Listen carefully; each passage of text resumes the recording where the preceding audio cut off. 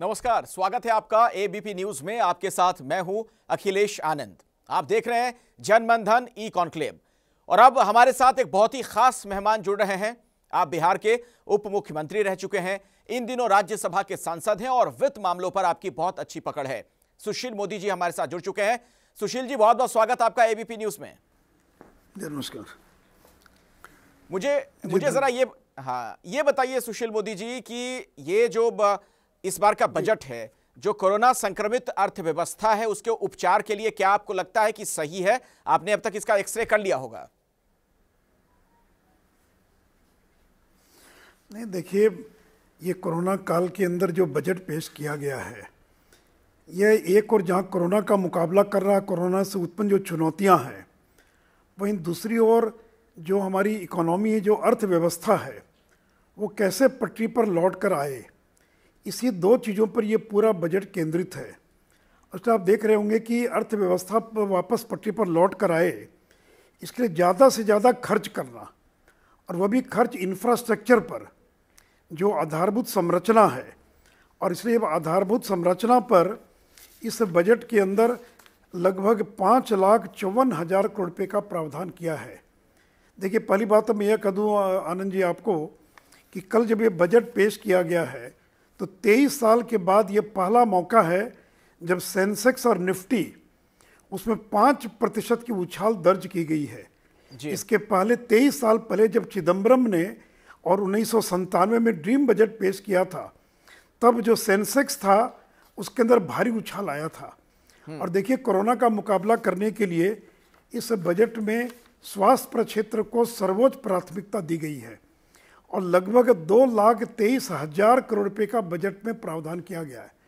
जबकि 2020-21 में जो स्वास्थ्य प्रक्षेत्र था उस पर 94,000 रुपये का प्रावधान था और करीब 3 गुना या 2.5 गुना बढ़ाकर 2,23,000 करोड़ रुपये का प्रावधान किया गया है। और जिसमें 35,000 करोड़ रुपया केवल वैक्सीन के लिए प्रावधान किया गया है। आत्मनिर्भर भारत की दिशा में आप लोग कह रहे हैं कि ये बजट कदम बढ़ा रहा है। ऐसी 2-3 क्या बड़ी बातें आपको नजर आती हैं? जरा एक सरल भाषा में आम लोगों के लिए बताइए, जिससे आपको लग रहा है कि भारत अब आत्मनिर्भर बन जाएगा इस बजट के बाद। नहीं, देखिए, कोई एक दिन में तो आत्मनिर्भर बनेगा नहीं। हम उस दिशा में कदम उठा रहे हैं। देखिए, रोजगार पैदा करने के लिए जो कैपिटल एक्सपेंडिचर है वो सबसे बड़ा माध्यम है। और पूंजीगत परिव्यय का मतलब होता है जिससे संपत्ति का निर्माण हो, यानी एयरपोर्ट, बिजली, एयरलाइंस, जो सड़क है, बिजली है, ये जो क्षेत्र हैं, इन क्षेत्रों पर जो खर्च किया जाता है, जिससे संपत्ति का निर्माण होता है, एसेट क्रिएशन होता है, उसको पूंजीगत परिव्यय कहते हैं। और इससे रोजगार पैदा होता है। अगर सड़क बनेगी तो रोजगार पैदा होगा। और इसलिए जो सबसे बड़ी चुनौती थी कि जो बड़ी संख्या में लोग बेरोजगार हो गए हैं, कल कारखाने बंद हो रहे हैं, उस चुनौती का मुकाबला करने के लिए एक ही तरीका था कि ज़्यादा से ज़्यादा खर्च किया जाए। स्पेंडिंग, खर्च। चूँकि देखिए, आमदनी तो बहुत कम हो रही थी, राजस्व संग्रह में भारी कमी आ गई, और ऐसी परिस्थिति में कैसे माने खर्च किया जाए, स्पेंडिंग किया जाए, ये सबसे बड़ी चुनौती थी। नहीं, लेकिन आप जो कह रहे हैं ना कि खर्च की बात कह रहे हैं, अभी थोड़ी देर पहले केंद्र की सरकार ने। सुशील मोदी जी, आपसे थोड़ी देर पहले मनीष तिवारी मेरे साथ जुड़े हुए थे, कांग्रेस के नेता।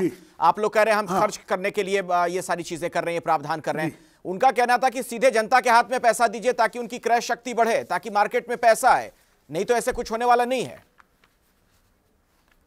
देखिए ये उनके सोचने का तरीका होगा। मार्केट अगर पैसा लोगों के हाथ में दे दिया और लोगों ने बैंकों में पैसा रख लिया और खर्च नहीं किया तो क्या करेंगे?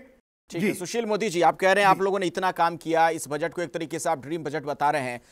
तेजस्वी यादव हैं, वो कह रहे हैं, उन्होंने ट्वीट किया, मैं पढ़ के आपको सुना दे रहा हूं कि ये देश बेचने वाला बजट है। ये बजट नहीं, सरकारी प्रतिष्ठानों, संपत्तियों को बेचने की सेल थी।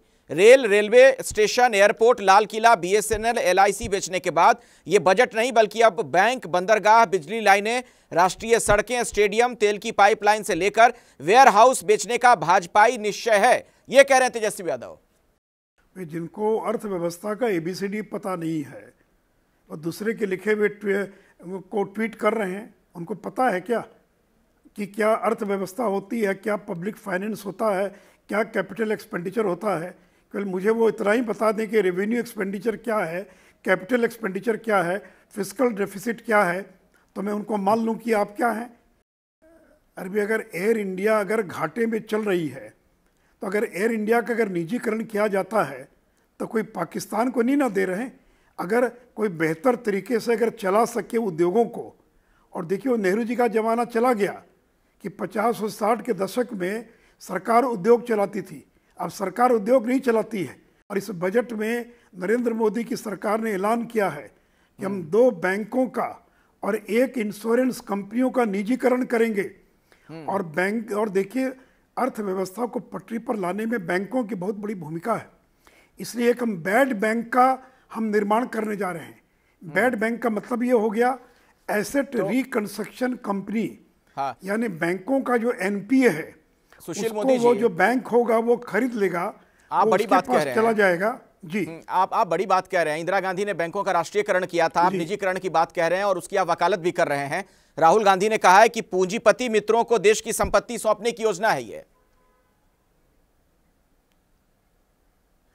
देखिए अब राहुल गांधी, उनके तो खानदान को 50 साल राज करने का मौका मिला ना, और हम लोग को जब सेवा करने का मौका मिला है, और अगर निजीकरण का मतलब है पूंजीपतियों के हाथ में संपत्ति दे देना है, तो मुझे उनकी बुद्धि पर तरस आता है।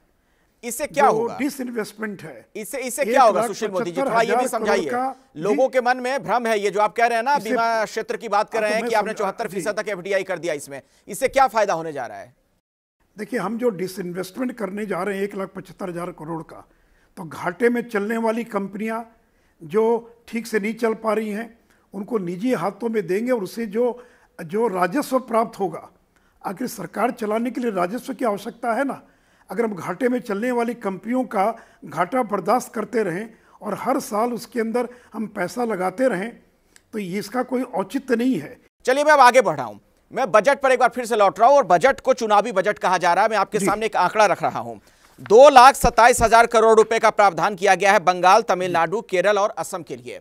बिहार जैसे राज्यों के लिए क्यों नहीं कुछ किया गया इसमें, चूंकि वहां चुनाव हो गए इसलिए? आप खुद बिहार से आते हैं। जानकारी के लिए बता दें कि बिहार के लिए नरेंद्र मोदी जी ने, मैं इसलिए बता रहा हूं आपको, नरेंद्र मोदी जी ने 53,000 करोड़ रुपया केवल सड़कों पर बिहार में खर्च किया जा रहा है। अभी हाल ही के दिनों में, और कोयलवर पुल के बगल में जो 4 लेन पुल का उद्घाटन हुआ है, जो पटना आरा बक्सर जो 4 लेन बन रहा है, और तो इसलिए बख्तियारपुर से लेकर बेगूसराय होते हुए खगड़िया तक जो 4 लेन बन रहा है, तो 53,000 करोड़ रुपया बिहार में केवल सड़क पर क्षेत्र पर केंद्र की सरकार खर्च कर रही है। देखिए इसका चुनाव से कोई संबंध नहीं है, चुनाव तो होते ही रहेंगे किसी न किसी राज्य के अंदर। चलिए बहुत बहुत शुक्रिया सुशील मोदी जी हमारे साथ जुड़ने के लिए। आपने बहुत बारीकी के साथ इस बजट को तमाम दर्शकों को समझाने का प्रयास किया।